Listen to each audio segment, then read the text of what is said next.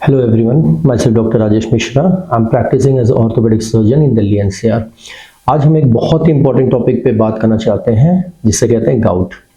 अब many of the time हमारे पास patient present करते हैं कि सर मुझे है ना स्मॉल जॉइंट्स में पेन हो रहा है, लाइक एंकल के पास, हैंड के पास, लेकिन नो हिस्ट्री ऑफ ट्रॉमा। ठीक है, तो उससे क्या होता है कि जब हमें ये पता चलता है कि कोई हिस्ट्री ऑफ ट्रॉमा नहीं है तो कई बार हम ये सोचते हैं कि एग्जैक्टली क्या कॉज है, वी गिव एंटी इन्फ्लेमेटरी ये, लेकिन कई बार इसका जो कारण होता है बहुत ही डिफरेंट होता है।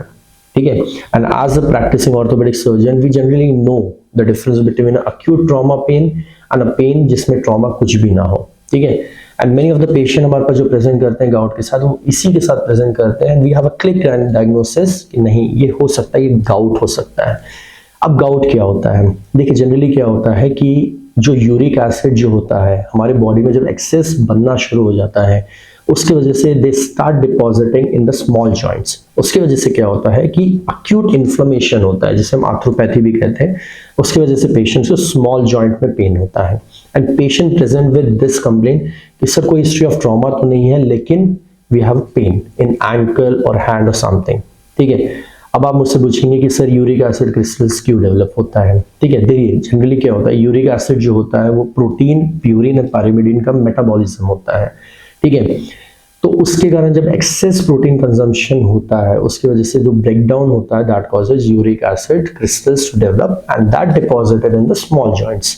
ठीक है, and many of the time patient present with acute pain. ठीक है, तो जब अक्यूट पेन के साथ प्रेजेंट करता है तो व्हाट वी डू वहां पर, ठीक है, जनरली हम उन्हें कुछ एंटी इन्फ्लेमेटरीज देते हैं, कोल्ड कंप्रेशंस देते हैं, ठीक है, एंड रेस्ट देते हैं।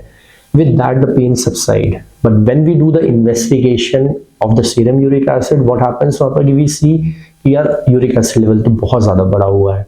ठीक है, तो what exactly we consult the patient कि देखिए अभी आपका uric acid बढ़ा हुआ है, we can manage with medical management। ठीक है, इसमें क्या होता है, कुछ एंटी इन्फ्लेमेटरी होता है, कुछ यूरिक एसिड का जो मेटाबॉलिज्म होने के कारण जो बढ़ता है उसको रिस्ट्रिक्ट करने के लिए कुछ मेडिकेशंस होते हैं।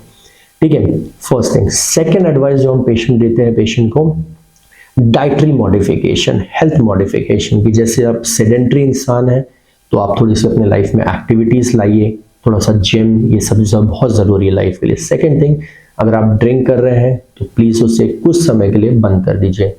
अगर आपका प्रोटीन कंजम्पशन बहुत ज्यादा, if you are non vegetarian, if you are eating a lot of chicken, mutton, beef, please restrict it.